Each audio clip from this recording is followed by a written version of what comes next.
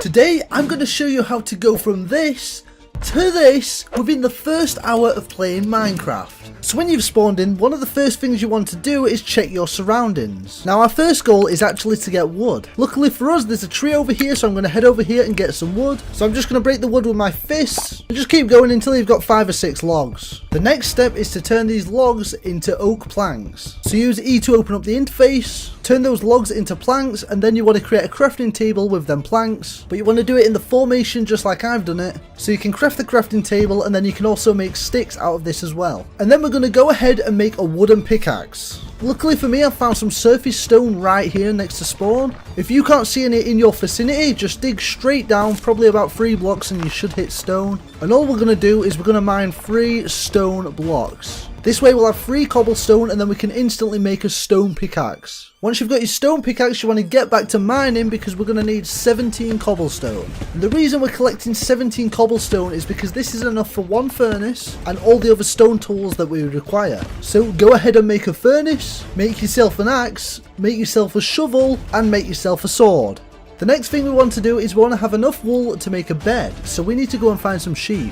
Luckily for us there's some over here, and it's good to make a bed because it's going to allow us to skip the first night. But also we can gather some meat whilst doing this. I would also recommend using your axe to kill the sheep, as if you critical hit them, you can kill them in 1 hit. Now the way to critical hit them is to jump, and then on the way down as your body is falling, hit them, and then you'll get a critical hit and you'll be able to kill them in 1 hit. Now that we've got an axe, if there's any more trees around, you can start cutting them down, just so we've got a little bit more wood. And luckily for us, in this big stone area right here, there's loads of coal hanging about. So this is going to help us out massively, as it's going to allow us to make torches later on, and also give us some fuel so we can cook our meat. So what you can do is gather a few pieces of coal, get your meat cooking, and then whilst it's cooking, instead of hanging around, you can mine the rest of the coal. So it's all about being productive and efficient. So unfortunately we still haven't got enough wool, so we're going to go and find some sheep and kill them. Luckily for us, I haven't had to go too far to find some sheep, and if there's loads of animals around, don't hesitate to kill them, as at the end of the day it's just extra food for us. Whilst running around from place to place as well, if there's any grass, you can hit the grass and collect some seeds whilst you're running. We can then use these seeds later on to grow some wheat, which is going to be another food source for us if we need it. So once again, it's all about being productive. So we can make our bed, we've got coal, we've got food. Our next step is to gather some iron.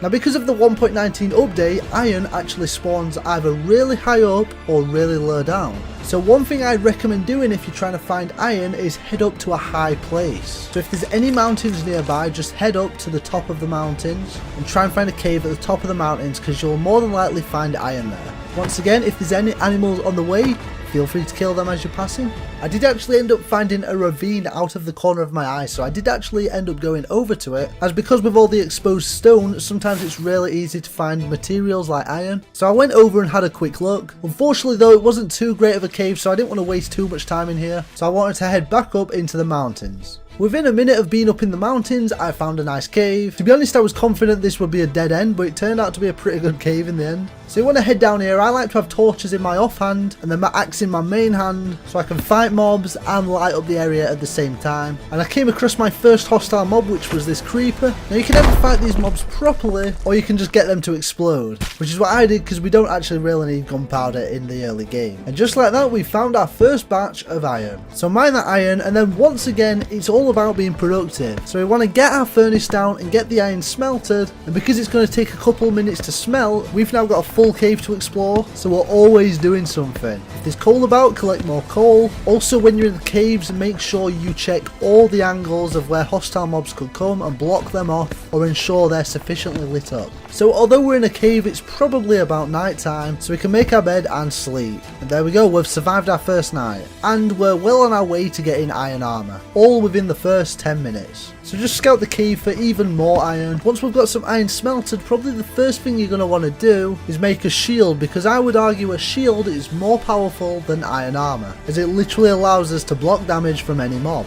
So I like to have my weapon in my main hand and then my shield in my offhand, so I can attack and defend all in one go. We're going to need an iron pickaxe for when we find some diamonds, and of course make sure all your food's cooked, make some torches for the caves. We can go ahead and start exploring and fighting the mobs in the caves. Unfortunately, this cave actually came to a dead end, but I could hear skeletons off in the distance. So you want to turn your headphones up and you want to listen and dig in the direction of the mobs, because this means there could be another cave right next to your cave, which of course means more resources for you. And our main goal right now is to get more iron for iron armor and then eventually find diamonds. And just like that, I was right, there's a cave right here with skeletons inside. So before venturing in there, make sure you collect your crafting tables and your furnaces, and then we can get to mining. When in a situation with multiple mobs and a creeper, what you can do is actually get the creeper to explode so that it doesn't take any damage from you, but also actually kills all the other hostile mobs. Once again, being efficient, killing 2 birds with 1 stone. I then actually came across a lush cave, which is good because these tend to open up into quite big caves. And I'd say our main goal right now is to get even further down, because all the resources we need are going to be deeper down in the caves. And just like that, the cave opened up into a huge area. It was pretty dark and filled with mobs, so I made sure to be extra careful, taking them out one by one and mining all the iron we could find. Once again, we're being efficient, we're getting our furnaces down, smelting even more iron, and also killing mobs at the same time and exploring the cave. Because I accumulated enough iron now, I can also make my first piece of iron armor. And as we collect more iron, we're just going to make more iron armor. So after we took all the resources we need out of this cave, I realised it was actually a dead end.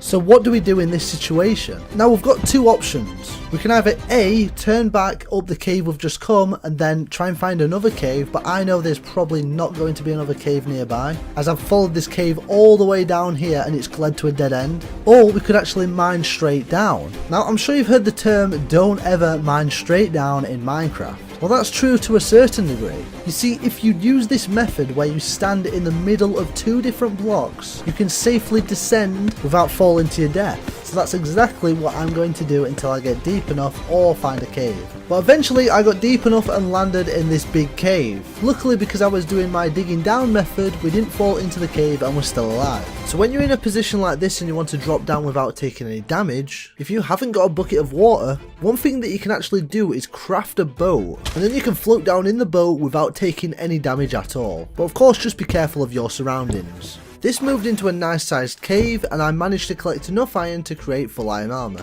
Whilst going through these caves I fought multiple mobs, collected loads more ores, but I was really struggling on actually finding any diamonds. So I decided to go for old reliable and start strip mining. So using my usual mining down method, I went down to -57, started strip mining, and straight away I found my diamonds. Now I actually found quite a big vein of diamonds, but I only needed 5 diamonds. The reason I only collected 5 diamonds is because that's just enough for a diamond pickaxe and an enchantment table. I took a screenshot of my coordinates, as once we do get our enchanting table, I can hopefully put fortune onto my diamond pickaxe and I can potentially get more diamonds out of the ores that I've found. I also found some obsidian, so I started mining the obsidian, making sure I had some water placed down so that no obsidian I mined was destroyed by the lava. I then headed back up to the surface, where I luckily found a village quite quickly, so I decided to loot and raid it. Villages are a great place to find food, as well as the blacksmith houses being really good for loot. I then went and made my enchanting table, and I made a bookshelf because that's all I could make at this point, and just like that I managed to get fortune on my pickaxe. So I went back down to find even more diamonds, which was a little scary because I bumped into the warden, but I managed to get out alive. I collected enough obsidian for a portal, which is 10 obsidian, and I went up to the surface to light my portal. And of course I made diamond armor and diamond tools from all the diamonds I mined, and that's a pretty successful start to your Minecraft world. This video took a long time to make, so make sure you like and subscribe and check out this video.